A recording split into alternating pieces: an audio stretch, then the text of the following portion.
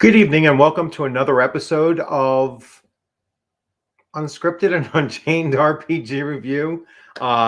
This is my live stream, so I have somewhat of a different name for the live stream, and I just had a brain fart. So, you know, uh, thanks for putting up with that.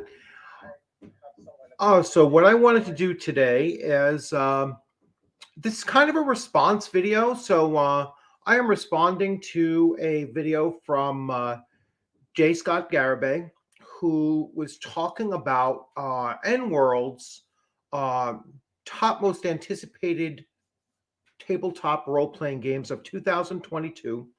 And he had seen this listing as a detriment to the hobby in general. And that is because there was in his own view, it was two things. First of all, there was a lack of, I guess, Wizards of the Coast 5e product on it, but he related it more towards the fact of the IP that did pick up the top spot. And I'm going to do something that he tends to do on his channel. Later on during this chat, I'm going to bring up a movie title that I recently watched, and I think that this movie actually encapsulates what the trend I think is that is beneficial for the hobby. And I think that if this trend continues, then I think that the hobby will continue to move in that direction in a much more positive place than it has been now, and in a much more positive place than what Wizards of the Coast have been pushing forward, I think. So without further ado, I'm going to get right into what I'm going to do. Is I'm going to go through the top 10 very quickly and just show you what we're talking about, and then we will move on to some of the discussion. I'll be taking a look at your comments, and then I will do my little synopsis with the movie that I watched, and I'm going to kind of save that for the end and kind of try to tie it all together. So without further ado, let's get right to saying hello to everyone, first of all. So we have the OGGM, we have Nordic Maelstrom. Yes, I'm glad that you're in this as well, Nordic, right from the start. So let's see if we can bring up your comment there. Why isn't that going? I'm actually able to partake in one of these live shows right from the start for once, and glad to have you here. And let's see, we have Indigo Dragon. We have a Russian, I believe. Believe that's Russian. Hello. I tried to think of the.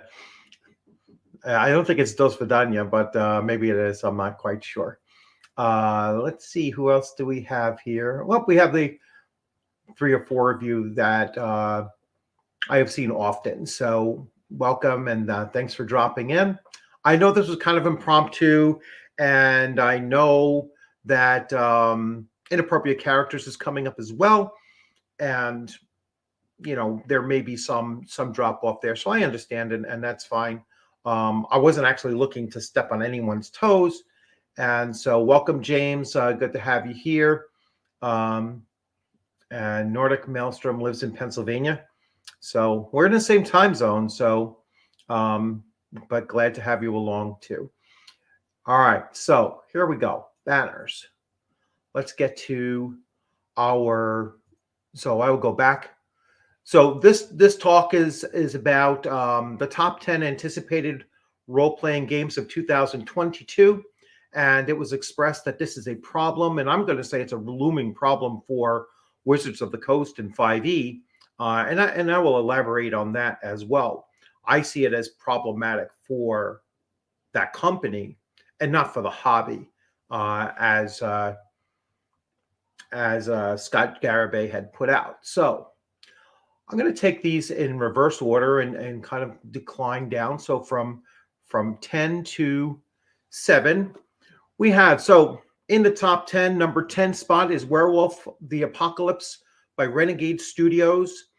This is the 5th edition of Werewolf the Apocalypse, but I wanted to avoid labeling it as 5E because people might get confused. Second one is Sword of the Serpentine by Pellegrine Press. Number 8 is Cyborg Stockholm Cartel. Number 7 is Shadow of the Weird Wizard by Schwalbe Entertainment. Now, I'm not familiar with any of these games here, or companies for that matter. So, well, maybe Renegade Studios kind of strikes a bell with me. So, I believe they might have they might currently have the rights to Power Rangers RPG and possibly another one. I don't believe Avatar, but Power Rangers, I believe they do. And I'm sure somebody in the comments will correct me. Hello, Shoner. Good to see you. RPG Bundle stream. I tend to be broke for the first 20 minutes. Sometimes they get it squared away. And like I said, I'm not looking to have this thing go a real long time anyway.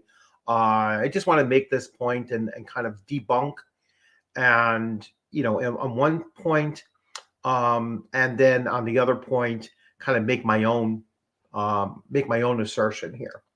So let's go to 2 through 6. So Rivers of London by Chaosium, and I'm going to refer back to that, in a minute, because Chaosium is kind of like the third, I guess, largest, although that might be changing when you see some of the other companies that I go to. Mothership 1E is in the top 5, so in the 5 spot. That's by Tuesday Night Games. Now, Mothership was released earlier, actually probably the year previous, in a very small little pamphlet kind of thing, and then they decided to do a Kickstarter with the box set, and so that's supposed to be released later on this year, and that's what they're referring to as being the most anticipated, is to get the full effect of that game. For Avatar Legends, so by Magpie Games. Pendragon 60, also by Chaosium. So that's kind of interesting that they have 2 of the most anticipated games in the top 10. So kudos to Chaosium. That's really a big deal. And then Broken Tales from the World Anvil Publishing. I've actually heard of that game company as well, although offhand I don't know exactly what they have put out there. Swords of the Serpentine, let's see, we'll jump in, is a sword and sorcery noir fantasy RPG using an adaptation of Gumshoe's system. It's really cool. Well, thank you, Indigo. I wasn't that familiar with it. Let's see. I would think that Free League has the most anticipated game. Well, that's a very good guess, and you'll get an extra star if you nail the game down. All right, but we will go back to our listing now, and so we did 2 through 6 and Broken.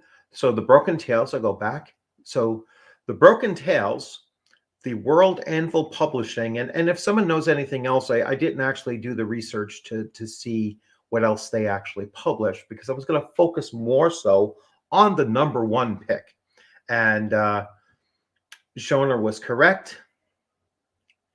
The number 1 most anticipated TTRPG game of 2022 is Blade Runner from Free League. So I just so happened to have gotten the One Ring yesterday, or the day before actually, in the mail. And so I busted open my very first Free League game, or at least I think it is, and started going through it and everything. And, to see them come up here, especially with Blade Runner. And this is where Scott Garibay really took, I wouldn't say umbrage, but he was certainly shook by the fact that a 1980s IP is the most anticipated game of 2022, and 5e has not turned up anywhere in the most anticipated. But when I looked at N World and what they've done over the last 10 years, because you can go on the website and you can see the last 10 years worth of their top 10s, and 5e or Wizards of the Coast was never on it any place. I mean, it's always been these other, these other companies, and but that doesn't mean that they weren't reflected, because when they talk about the highest selling, then of course Dungeons and Dragons was almost always there, with the exception of those few quarters that over about a 2-year span where Pathfinder First Edition had seized that spot. And then when 5e was released, it took about 2 quarters or so for it to unseat 5e, and Pathfinder Second Edition never bounced to that point. It actually fell way off, and we saw companies like Free League and Modifius start to move their products forward. And I'm going to get to those two in a few minutes and talk about that. So why has this been, seen as problematic or even harmful to the to the tabletop hobby as a whole?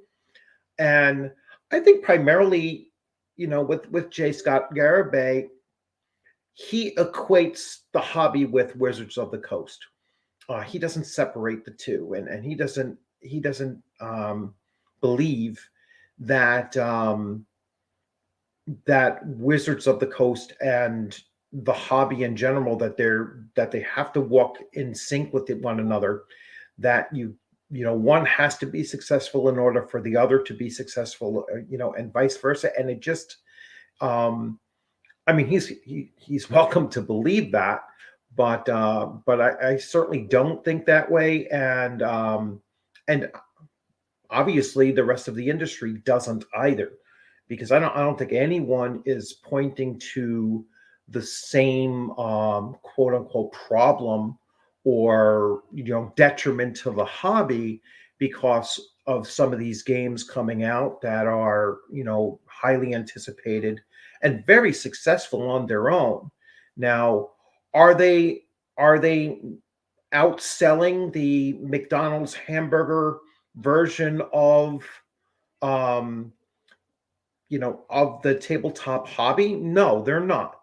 No one competes with McDonald's hamburgers if they're making hamburgers, but McDonald's hamburger is not considered to be the best. You're never going to anticipate, oh, I can't wait to have that next McDonald's hamburger.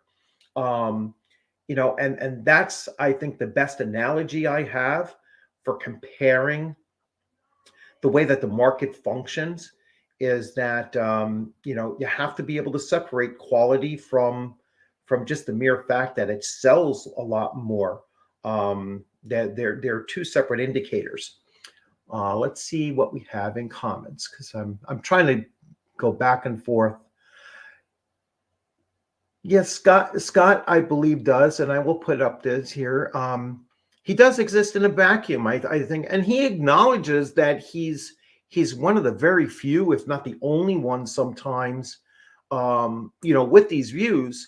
And again, I don't fault him for it. I don't think he's a bad person for it.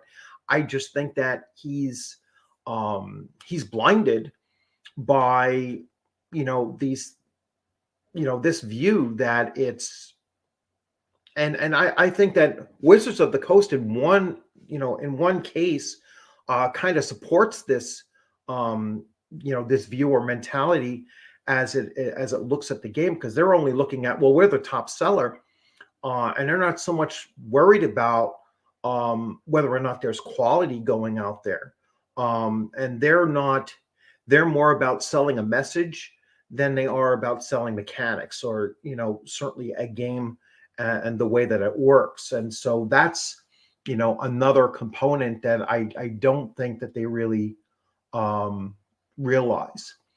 So yeah, so I see a lot of people like my McDonald's hamburger analogy, and yes, it's every once in a while I have a good idea, and I make a good analogy. I think when I get to the last point, um, utilizing a method that Scott Garibay uses as well, I think that you'll see that it's there's a point to be made there as well, to show where Wizards of the Coast is not pursuing a great model, and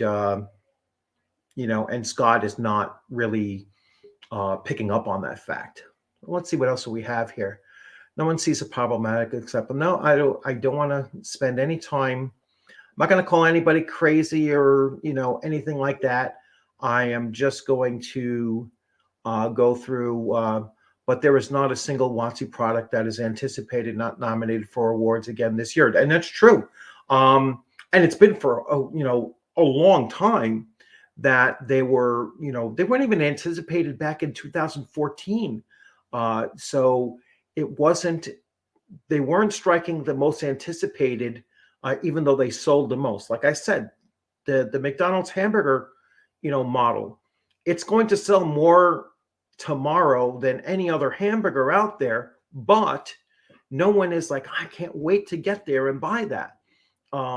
It just happens to be where they happen to be driving, and it's like, oh, let's just go through the drive-through and grab a couple burgers. It's so convenient. It's so there.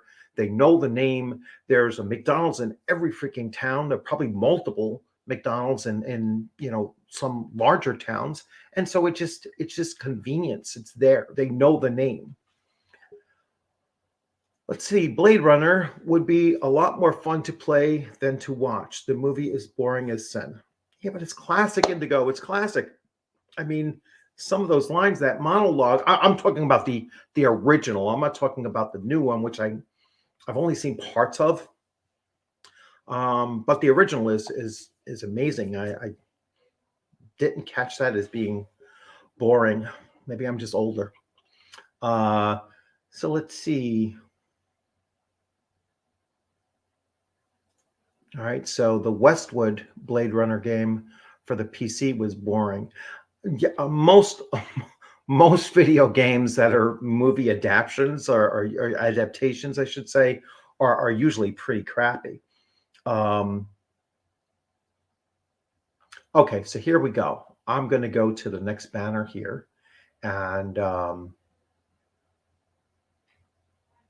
okay, sorry about the delay. So here's his argument. It is another 1980s IP being put out by an up-and-coming publisher. So Free League, who has also put out Alien, Forbidden Lands, Tales from the Loop, Symbaroum, Twilight 2000, probably the third edition.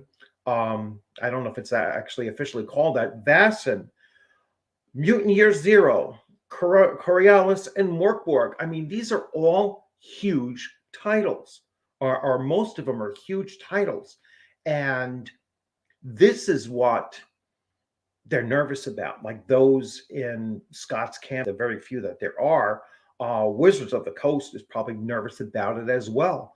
This is an up-and-coming company that is producing sought out after, highly anticipated games, and they're selling. And it's only a matter of time when they crack open that that market to the point that they are exceeding expectations, because that's really how sales works in corporate models. It's not, oh, did you sell the most? It's did you make what the investors were hoping to make? What was the anticipated sales?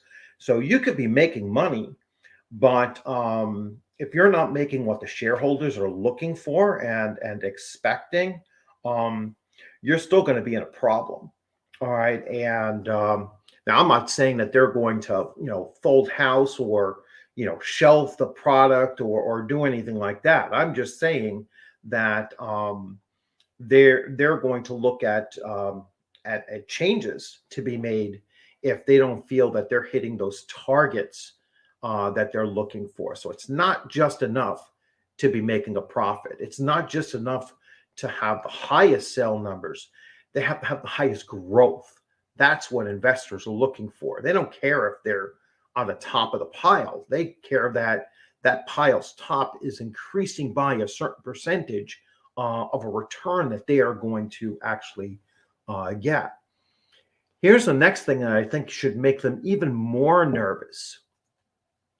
Free League and Modifius, another up-and-coming publisher, have been working together mostly for distribution purposes, but it's only a matter of time before they start occupying the same space as far as either working together or combining up for some joint ventures or whatever, or just dominating their portion of the market.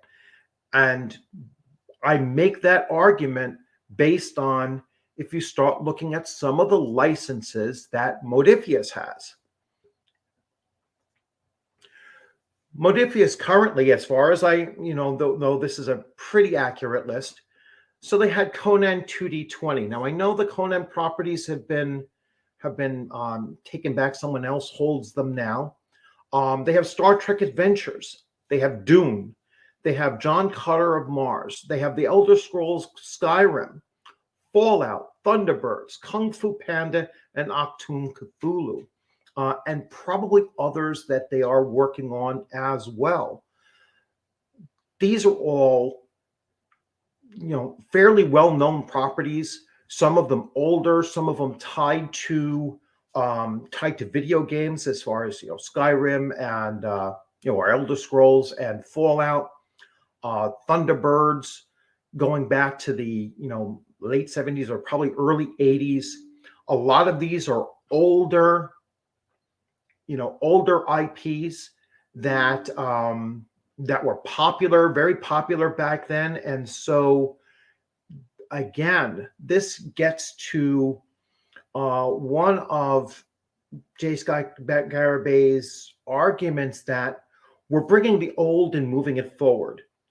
All right, and we're taking the old and making it accessible to modern players. And that's what he's nervous about. And I think that's what Wizards of the Coast needs to be worried about, because of the stance that Wizards of the Coast has taken, that they are they're on the wrong side of what this really means. And I will put up, bringing old IPs to a modern audience is a threat to the core beliefs of Wizards of the Coast to reject the past. Nothing before 2014 is canon, is exactly what they were saying. So they are disregarding the past and even pushing it away, doing every effort that they can push away. And then we see companies like Free League or Modifius grabbing these IPs that are much older IPs and putting them out there and producing quality looking products. I mean, no one touches the artwork that is found in Modifius's Conan. No one comes close to touching that. Their formatting or their layouts in that are absolutely brilliant. They kind of went woke in the very last source book. And as woke as they got was they got to changing a couple of words, and not even consistently across, the whole book. So mystical and Oriental or martial arts all became taboo, and they tried to remove them here and there where they actually could. They weren't able to touch the original writings and content of Robert E. Howard's, because that was a contractual piece. But where they could change it, they did. But that only came in the last book of that series. And so, the rest of it is still like 95% of it, because there's 20 books in that.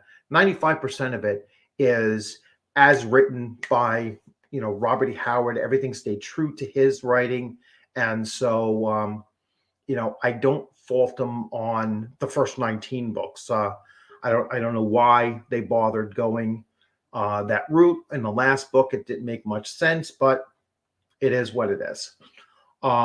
Free League is putting out really awesome stuff, and I mean, the fact that Free League just put out the One Ring, and I'm sure some people are like, oh gosh, another Lord of the Rings, the Hobbit, game out there. How does that sell? And it does. It's still going to sell. It's going to sell fine. And modern players are going to get introduced to these older IPs, and they're going to latch on to them because the quality of the writing is there. And the quality of these books, especially from these companies, are right up there, either at the very top or very, very close to the top. And really, they're only competing with each other at this point, because I don't think anything that Wizards of the Coast is putting out there is on par with Modiphius. Let's get to a few more comments. Eventually work together as a potential to impact, especially in today's world where the political agendas of these companies plays an impact. Yes, I think that they are. I think that they're also working together because they're both European companies, and I think for shipping issues and everything, that's why they share a website for the most part. You go to Modiphius's website and you'll see Free League stuff on there. So they obviously have some kind of a coordinated effort. I was going to save this for the very, very last point, but I will make a prediction that one of these two companies is going to get the Terminator IP, and they're going to produce the Terminator RPG that Evil had tried to get their hands on, but they couldn't afford it. And so they bastardized Call of Cthulhu instead. But one of these two companies is going to get the Terminator IP. It is going to once again be another 1980s IP that is going to push forward into a modern audience. People aren't going to look at the most recent Terminator movie and say, "Oh, that's what I want." They're going to want to see the Terminator movies that were actually great. So they're going to look at 1, 2, and possibly 3. They're going to forget everything else that happened after that. And it'll be the same thing with Blade Runner. I haven't heard that the more recent one was a terrible movie, but it's certainly not the 1980s version of the movie.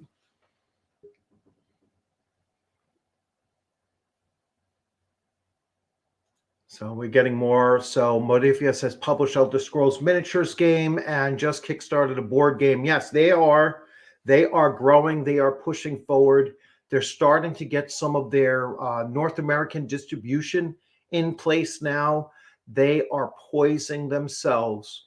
And if they do combine with Free League, they're poising themselves, or maybe both companies will merge or whatever, to unseat Wizards of the Coast as far as being a top publisher of role-playing games in the Western market.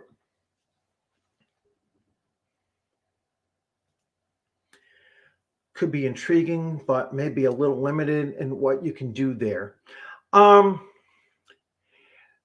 There's so much left out of what we actually know about, the Terminator franchise, some of the behind the scenes of what was going on with Skynet. You don't know all the aspects. Plus, you have time travel in there, and so that opens up a large window of things to explore. And so it would certainly be very intriguing, as you say. I don't know how limiting it might be. It really depends on how they look to do it. if they develop it to be where you can play either side, I think that that would be a very interesting way to expand what you can do with that IP. Is being managed and published by who did SLA? I'm not sure, Indigo. I see a new name here. So Zach's, is that Zach Sander? All right. The most anticipated game for 220 is Hyperborea. No, it wasn't. Well, we're using N World. All right, so that's what I'm using. So I don't know. I'm certainly anticipating it. I can't wait to get my hands on it. Should be coming soon, I guess. I think that they just started shipping, or they're very very close to shipping. So I'm looking forward to getting my hands on it as well. So, but not according to N World's listing. So, but it might be in others, and we're just focusing on N World for now because that's what came up.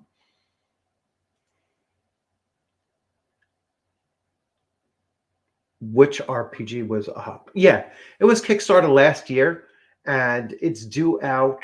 It's due out shortly. I think I'd have to go double check my, my updates on it, but I'm certainly looking forward to getting it as well. So let me go back to my banners, and I am going to.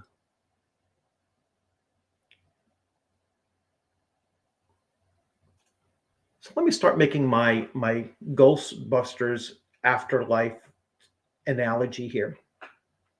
So my family and I, my wife and my two daughters, and we sat down and we started watching this the other night. Now I can tell you that my daughters watch it. My daughters are 19 and 16, and they watch it because they're a big Finn Wolfhard fan. Same reason why they watch Stranger Things, because when Stranger Things first came out, I tried to, hey, they're really into this.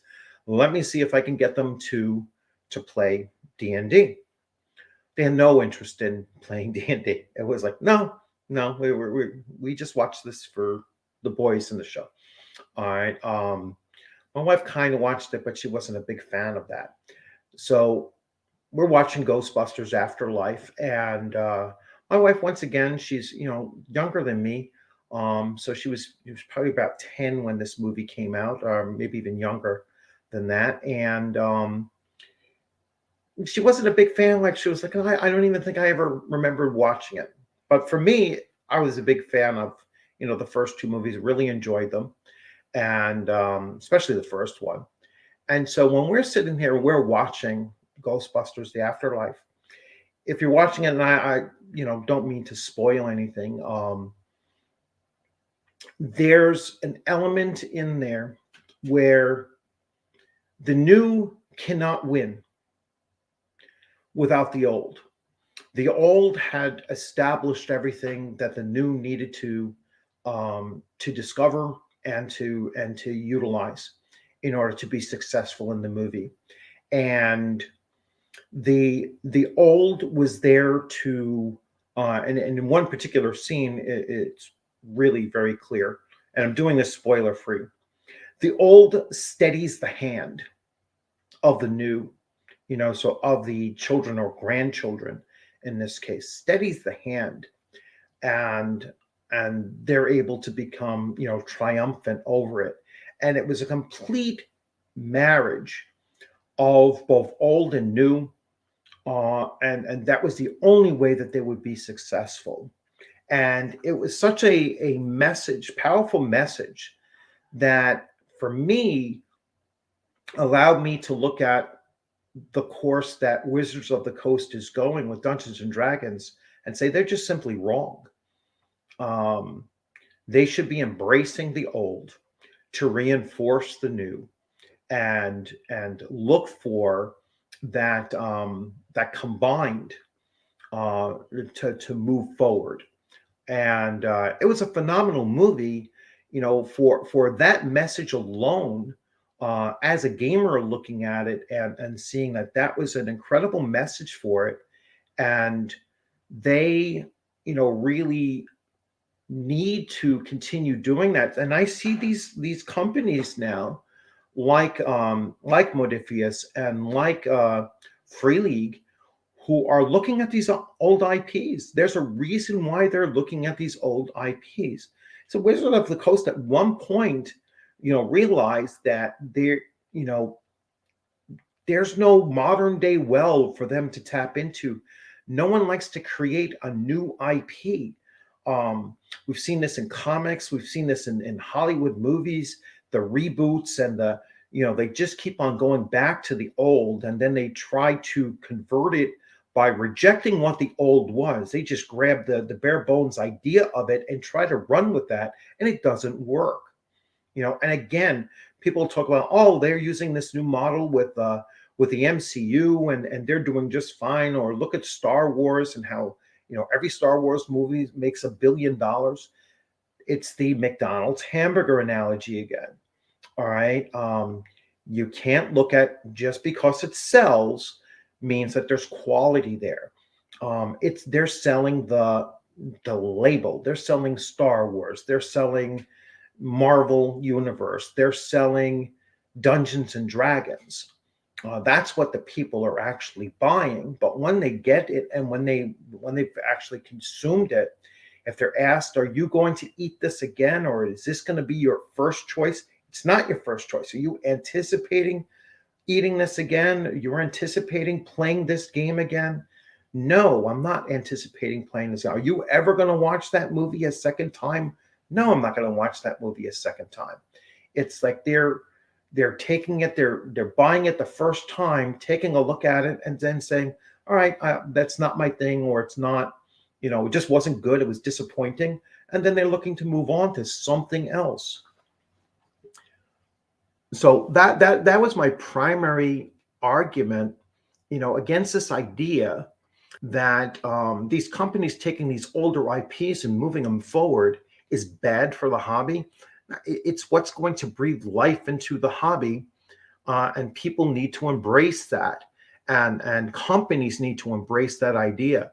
It's like if it's a good idea and it's still being played, or it's still being watched, or it's still being referred to 30, 40, 50 years later, there's no reason to reject that, to push away from that. Bring it in, say we're gonna freshen this up, we're gonna make it appealing, to a new audience without stepping on it, spitting on it, destroying it in the process, but just embracing the old. Let it reinforce what you're looking to sell to a modern player now.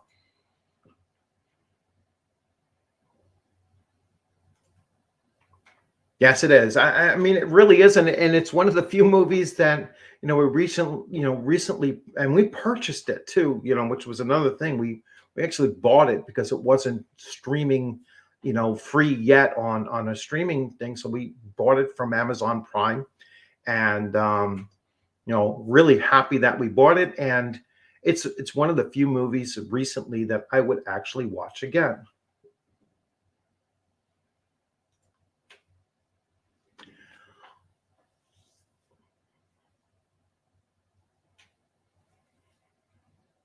And that's what I'm talking about, Nordic, is that they need to do justice, and they do justice. Look at, if you haven't seen this movie, I won't tell people how they should spend their money.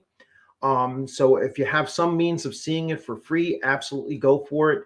Um, Even if you weren't a Ghostbusters fan, just the message alone of the old reinforces the new, and supports and guides the new, was over and over again in this movie, and it was done so well that that was the big sell.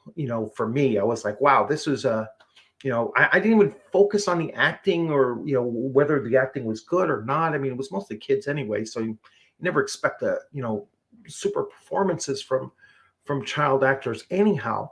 But it was just the message of the movie carried it, made it the best $20 we ever spent, and the really, really quality 2 hours time, family time, sitting there watching a movie that that I think we all enjoyed.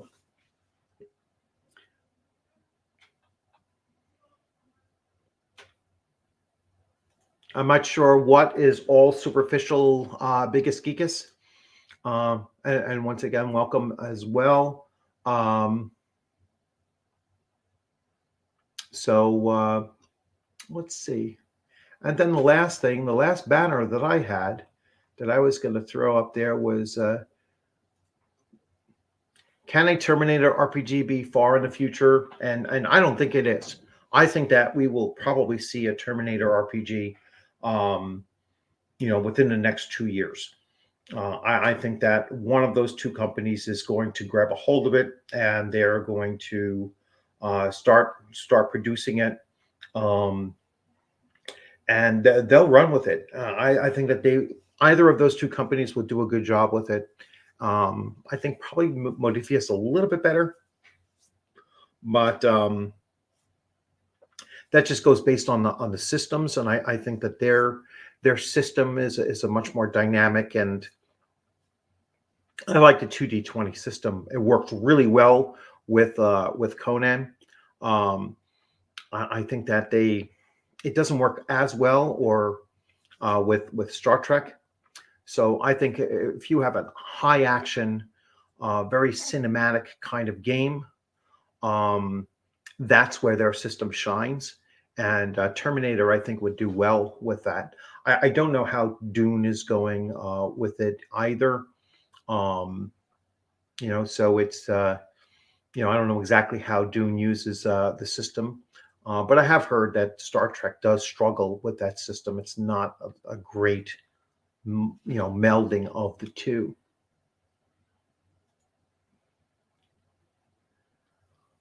Let's see. So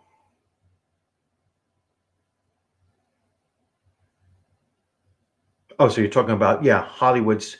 All right. So thank you for pointing that out. Yeah, Hollywood's treatment of old IPs. Yeah, it's very superficial. You're right. They just think that, oh well, we slapped a label on it. It will sell, and yeah, it might make the first ticket sale. But it's repeats. You're not going to get any um, repeat sales on it, and it oftentimes it just falls way below fan expectations of being a quality movie, or being handled with any kind of dignity or respect, and it's just they're just trash movies. I mean, look at Ghostbusters 3. I mean, they even tried to exclude it from the box set. That's how bad that movie was, and it was an intentional slap in the face to the original IP, and so that's not a good business model. Number one, and then for advancing your craft, it's even worse. And I think that's what Wizards of the Coast is running into, is the fact that their games are never the most anticipated, and they're the highest selling, but they're never rated as being the best. So it's just it's not a winning model, and just because, like I said, as far as shareholders are concerned, they want to see growth. They don't want to see sales. And if they're not hitting those targets, if they're expecting a 13% increase and they only get a 9% increase, someone's going to lose their job. All right. That's how corporate models work. It's not just that they're the top seller. Let's see. I see some Star Trek stuff here. So let's see. Here's Star Wars. So I enjoyed The Mandalorian. Haven't seen the last two episodes of Boba Fett. I saw the first episode of Boba Fett. It was kind of slow.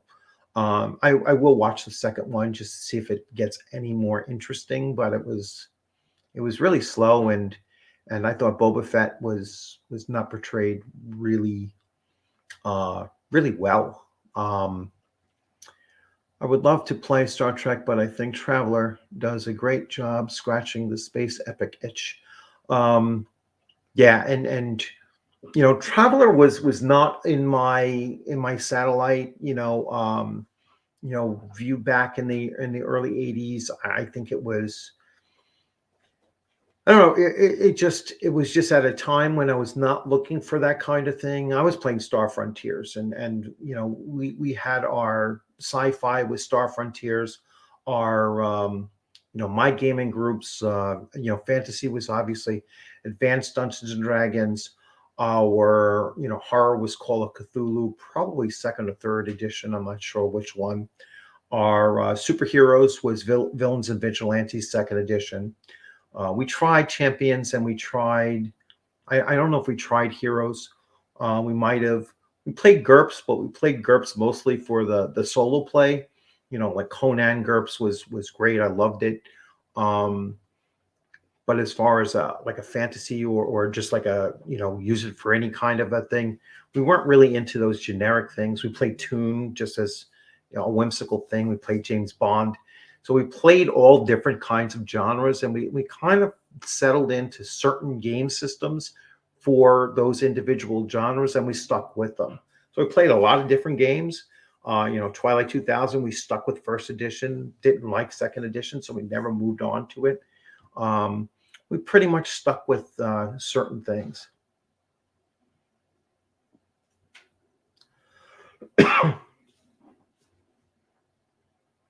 Completely agreed. I think how they take him in the show is interesting. Oh, let's see. I missed the first part. Boba Fett is one of the more interesting characters from Star Wars. I don't know. I mean, I think I'm going back to the original, and they I mean, he wasn't fleshed out at all in the original movies, so it was just kind of like an enigma, I guess. You didn't really have a sense, of his character. He really didn't have a character in the original movies, and I know they spent more time with Mandalorians and their culture in the cartoons, um, and then obviously the Mandalorian, you're getting some more of that. I don't get that Mandalorian feel with Boba Fett. Like that's just not how he was. Certainly not how he's being portrayed now. And in the Mandalorian, the series, when he encounters them, there he's not even wearing his helmet. It's like they have a different culture.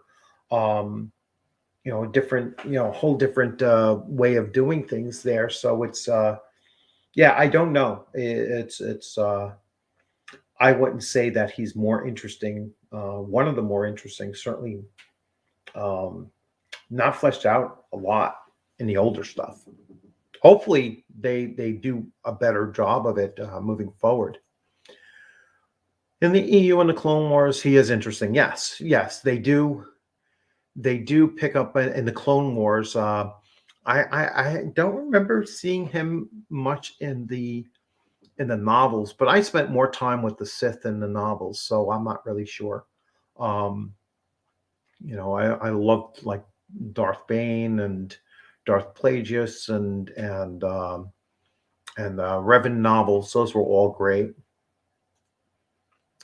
All right, so I was referring to the expanded universe books when it comes to Boba Fett. Yeah, I haven't read those, Nordic, but hey, it's something if they have them, especially if they have them on audio, I might check it out because I have an audio subscription. Okay, so let's see if we have anything else. So I'm just going to summarize real quick and go back to the first banner. So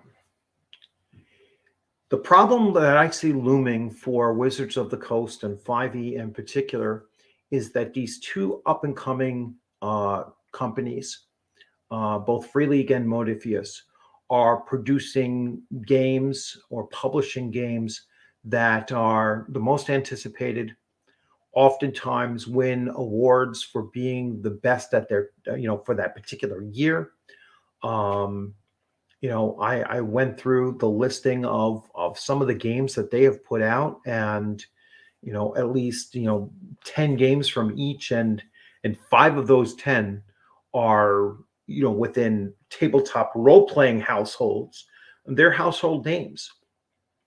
And as far as IPs are concerned, I mean, Modifius picks up IPs like they're candy. I don't know how they managed to get so many, but I think it's because those people allowing them to use the IPs have an expectation of the quality of what they're going to put out, and they know they're going to back it with good writing, phenomenal art, and packaged in a way that's going to make them money as well, because Modifius is not cheap.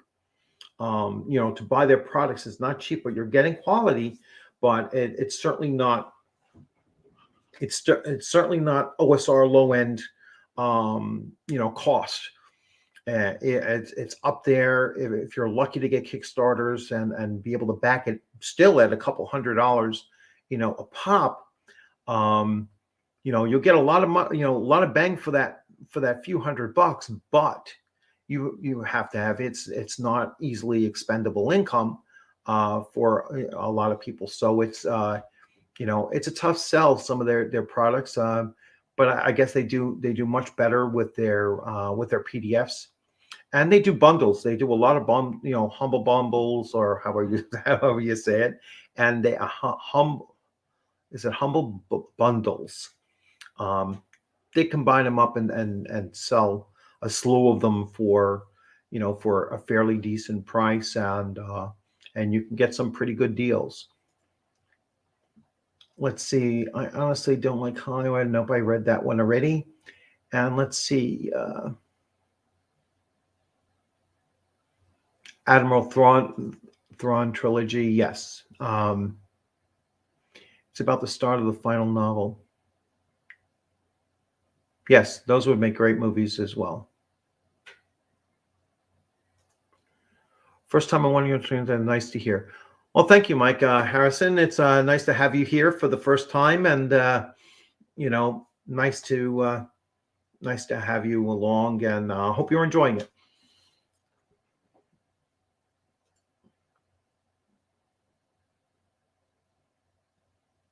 Okay, and you're working on converting KOTOR to either WEG D6 or Star Wars 5e. Stick to D6. Let's see. Unless you want to sell, then I guess you got to go the 5e world, or just use something else. I would go with WEG D6 for the classic feel. Yeah, I would too. I'm usually over in Scott's comments section. Yeah, and like I said, I mean, I get I understand how much he cares about Dungeons and Dragons 5th edition. I get it. I guess he's like super loyal to the he combines up the brand with the hobby. That's where I differ from him, and he's he's very enthusiastic about 5e. And I think that sometimes it blinds him to the point that he doesn't see the writing on the wall. Sometimes his misinterpretation of of it is so far off from the reality. Like he doesn't equate quality, or doesn't see that quality doesn't necessarily follow sales. People buy garbage all the time. A fool and his money shall soon be parted, as they say, and so there's very little quality there, and it's coming from 5e players. I mean, these last couple of weeks have been, it's the 5e crowd that have been saying, no, this is nonsense what they're doing with like the errata, and he particularly equated, well, look how much news the errata got. None of it was good news. None of it was positive news, and it drove people away. So not all publicity is good publicity, and I know that that's an argument that's often made. Any publicity is good publicity. Not when you're pissing off your consumer base. You know, when they walk away, they're not coming back that easily, or at all. Especially since they'll see that better burger, up the block, and so that's just not there. Um, and I don't think he sees that. I think he's just um, tied the hobby to Wizards of the Coast to the point that he cannot see them existing, separate from one another. It's just wrong. It's just not there. And I really think that watching his video, and I watched it a few times, um, I sensed fear. I sensed fear, and it was like he was almost incredulous. Like, how could a 1980s IP be the most anticipated? All right, and that's because Wizards of the Coast can't write stories like that. They don't have the ability to do it. They don't have the talent. They don't have the creativity to create something new. We saw this in comic books. Comic books are floundering right now, whether Marvel and DC. Um, they can't create. They're not confident enough to create a new IP to build something out of that. Even a continuation, like we're looking at, like James Bond, and they're like, well, how do we replace James Bond? Come up with a different agent and build up a whole new thing around that. All right, instead of what was it, MI5? Well, MI5, MI6. I think they're James Bond is MI6. So go with MI5. That's more internal. Do like an FBI kind of thing for them. If I'm getting those two numbers correct or reversed, someone will correct me. Um,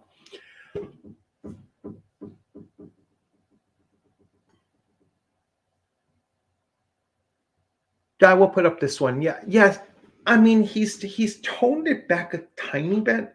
Um, I'm sure he's a nice guy too, and he has an animosity for the OSR because I think he's afraid of it. I think that he sees it as a threat to Wizards of the Coast, and he equates Wizard of the Coast with the hobby, and he does not see them that they can be separate and still run together, run parallel. He doesn't see them running parallel. He said, the hobby ends if Wizards of the Coast collapses. In his mind, the only thing that I think that he is completely off base, and I will say delusional, is his belief that Wizards of the Coast and 5e pushes forward the legacy of Gary Gygax. There's no evidence of that whatsoever. If anything, there is an absolute evidence of the exact opposite. They can't stand him. All right, they can't stand Gary Gygax. They can't stand his legacy. They don't like the person. They don't like the game that he produced. They just wanted to scavenge what they could of Dungeons and Dragons, and all they really cared about was the label Dungeons and Dragons. The OG GM, I think he might still be on the channel. The OG GM did a video a couple weeks ago where he says if you own the D&D label, you have the ability to put that label on anything. And so he was very tongue in cheek, but super accurate, and really a brilliant way of doing it. It was like Wizards of the Coast can put D&D on this bottle, and now this is D&D. All right, for all intents and purposes, this is D&D. He used a bagel, and it was like this bagel is D&D. If Wizards of the Coast say that this is D&D, this becomes the new definition of what D&D is. All right, and that's all they have. They have a label. They have such a bare bones connection to what is Dungeons and Dragons with their game that it's very easy to confuse people who don't know the difference between first edition and fifth edition, or second edition and fifth edition. To me, that's true D&D. Is the advanced versions of Dungeons and Dragons. I mean, the older I respect it, I play it, I run it, I really enjoy it as well.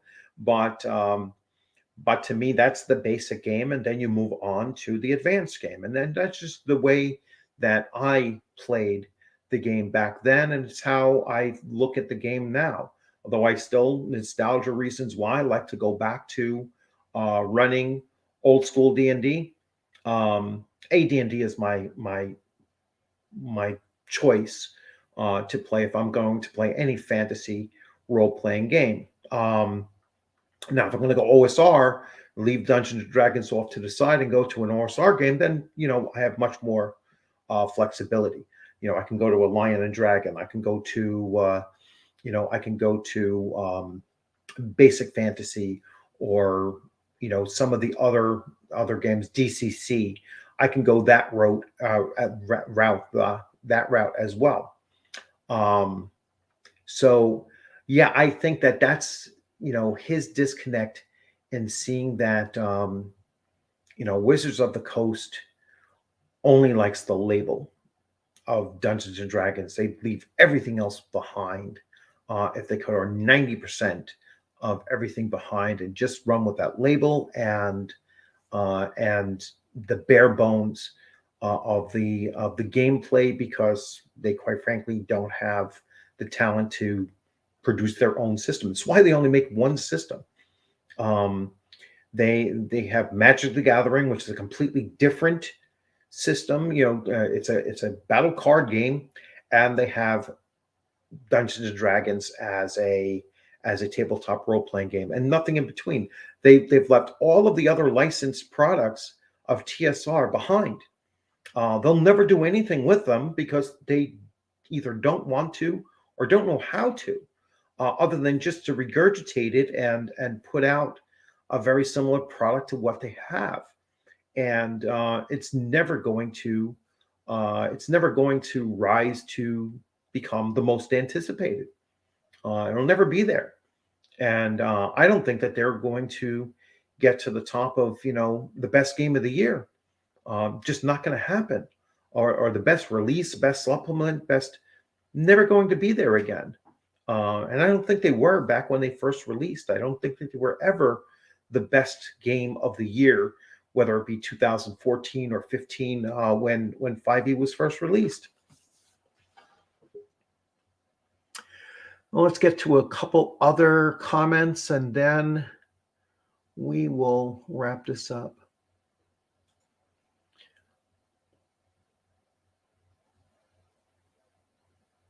Yes, Michael. That's absolutely what we should be doing, and that's that's something that I am a real advocate for. As now, I'm squarely in the OSR. I'm squarely in old school role playing, whether it be the way that you play a game, the actual playing the real system, the older editions of the game, or as a renaissance, playing a new take on an old game system. And so I'm a big fan of any of the three, and sometimes combining several of them up in order to, because sometimes I'll play an old game system but bring some new ideas into the older game system, kind of work backwards that way. But yeah, you should be much more diversified, and that was a point that I don't know if I just thought of it myself or I just came across it, in passing. Probably just came across it in passing, but it took a while for it to really click into my mind. And that is that most 5e players, and I don't have the numbers on this, but most 5e players only play 5e. They don't play other games.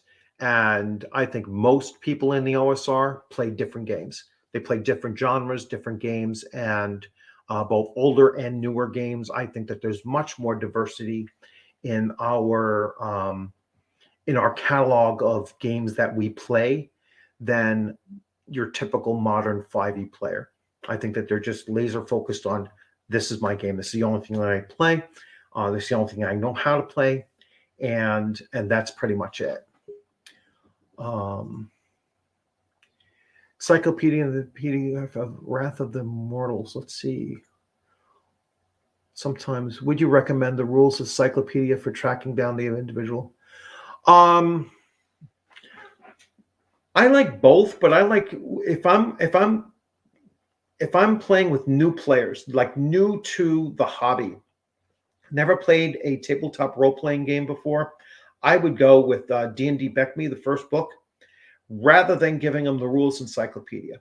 And the reason why is that the rules encyclopedia gives them everything, and they'll look forward and they'll see all the stuff and start looking to focus on what's coming down at level 4, 5, 7, 9, instead of just focusing on, well, let me learn how it is to play a tabletop role-playing game, and I only need to focus on levels 1 through 3. And then the last campaign that I ran using Beck Me, I did exactly that. I said, we're just going to focus on 1 through 3. And then as the whole party moved to being ready to go to level 4, that's when we broke out the next book. And I didn't reference anything that came later on until they actually started getting within a level or 2 of it. Then I started saying, hey, you know what? When you turn 5th level, you will be able to do this. All right. So just start thinking about those things. And I just didn't want them to overburden themselves with trying to think, oh, well, where am I going to be at 9th level? Well, you're still 4th level. You got to survive to 5th level before you have to worry about 9th level. So that's the way I would go. Rules Encyclopedia is a great resource for a dungeon master, and I think it's potentially detrimental for a new player because it just gives them too much information to become overwhelmed by it.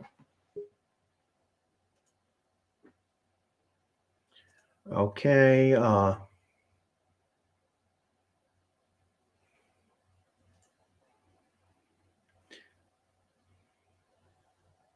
Yeah, if you Nordic, if you get just the books and not the box sets, you can get them for, like, if you're lucky, you can get them for about $20. Not both of them. You might get them individually for about $20, but you're getting a complete game system, levels 1 through 14, which is more than enough to play a regular D&D campaign. You can get 2 of them for roughly $40. Again, I don't know, whether that's a lot or hey, that's a great bargain. Sometimes you can get them for cheaper than that. You can also get them on drive-through through Wizards of the Coast. Although I've heard some people say that they're scanning and they're editing, because I guess sometimes the editing comes out bad or something like that. They have typos and things like that I don't think were in the originals. Never sat there and compared the two because I have the originals. But sometimes their print is their print on demand versions of it are not very good. So I would kind of avoid them if you can. And that's not even getting into the disclaimer that they slap on just the drive-through. They don't slap it on the physical product, but they do have the disclaimer up there, which is, once again, another slap in the face to the old. We'll sell it, we'll make money from it, but we're going to say that the people that wrote it and you for playing it are reprehensible. You're buying into all of the legacy negative content that they apply to it.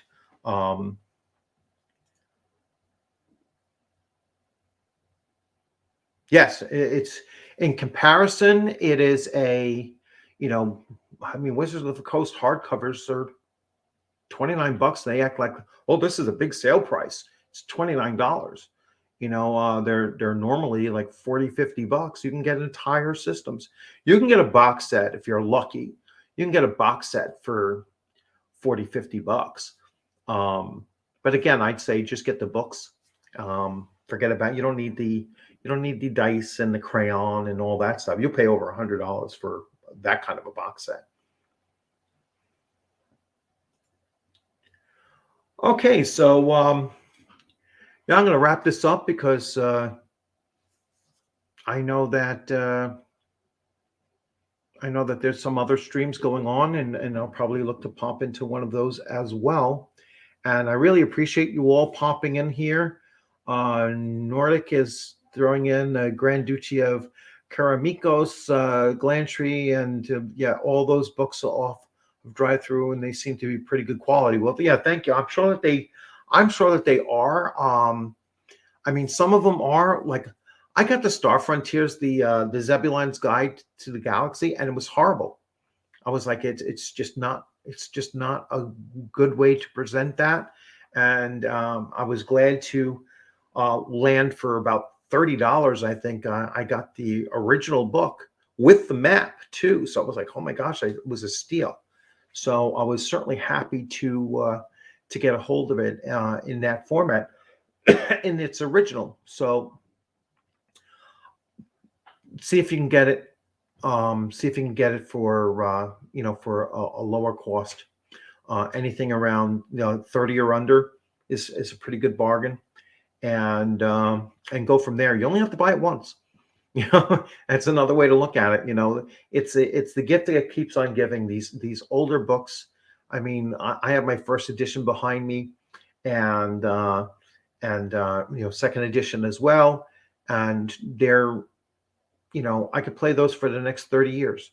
And I'm sure the books will still be fine because I don't abuse the crap out of them. So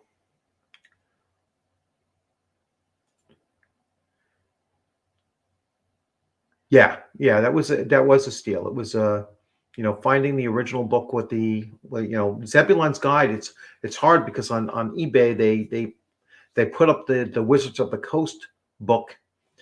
Try to pass it off as the original, or you have to look into the description and make sure who is the publisher, because they can't lie about that. And once you see Wizards of the Coast, it's a reprint rather than or print on demand rather than an original. So that's one thing you have to look out for. All right, so let me get back to my banner here, and let's finish off with I am going to finish off with, just go right back to the beginning. So, EndWorld's top 10 most anticipated tabletop RPGs of 2020. I see it as a problem looming for Wizards of the Coast and 5e. If Wizards of the Coast doesn't turn their where they're looking to go with the game, if they don't stop rejecting the past, learn how to embrace the past and bring their game forward. With that assistance, with the coordination, I think that they're going to struggle. I think that they're going to struggle in the future, and they won't be able to compete with upcoming companies like Free League and Modifius, especially if they start working together, and they both seem to be moving parallel to a certain extent and putting out some really good product, and they keep on shining like they have been. It's only a matter of time before all they need to do is capture the U.S. market and most of the Western European market, and the biggest stumbling block that they have is that they really don't have a U.S. distribution or a North American distribution, but Modifius has begun to do that, and they just started doing that with some of their more recent. You can buy now from their U.S. distributors to cut down on that cost, that shipping cost, and that's got to be a frightening thing to Wizards of the Coast and the 5e community, in that these companies are on the move, and they're snatching up IPs, and they're producing quality games, and they're the quality, the physical quality of their books and the artwork that they're producing are, like I said, in the case of Modifius, bar none. They're at the top of their field. I'll bust out one of those Conan books and start doing a flip through and just looking at the art. It's phenomenal, and nothing close in Wizards of the Coast, and nothing close to the artwork that they're producing with Modifius and in that series in particular. So I'll probably do that. I'll do a video real quick of just their catalog of paintings and pictures that they've done for that series. And we will wrap up with one last comment, maybe. Let's see. We got somebody new. Let's see. Peter Ruane, I'm lucky I found most of the Beckme stuff, including my RC. Yes, actually, you were in here as well. I've seen your name before, actually. You've been in my stream before. Well, welcome. Yeah, I'm going to be wrapping this up now, but thanks for popping in. And that's pretty much a wrap. So when this goes, when this gets posted up there and everything, if you feel like posting additional comments or asking anything about about either what I mentioned in this video or or anything else, if there's any games that you want me to take a look at. I know I just had a request to actually talk about the game mechanics of the One Ring, which I'll probably do sometime tomorrow. And I have to do a couple of updates with my AD&D First Edition campaign. I'm like 2 weeks behind on doing my recap, so I'm going to look to do those tomorrow. Thankfully, tomorrow is no work, and we're anticipating a lot of snow. So if you were in the East Coast, New York area, be safe tomorrow. It's supposed to be a lot of snow and ice. And for the rest of you, enjoy the rest of your weekend. If you have a 3-day weekend here in the States, I think most people do. And, be safe out there. And I look forward to seeing you on the gaming screen sometime soon. You all have a great evening. Take care.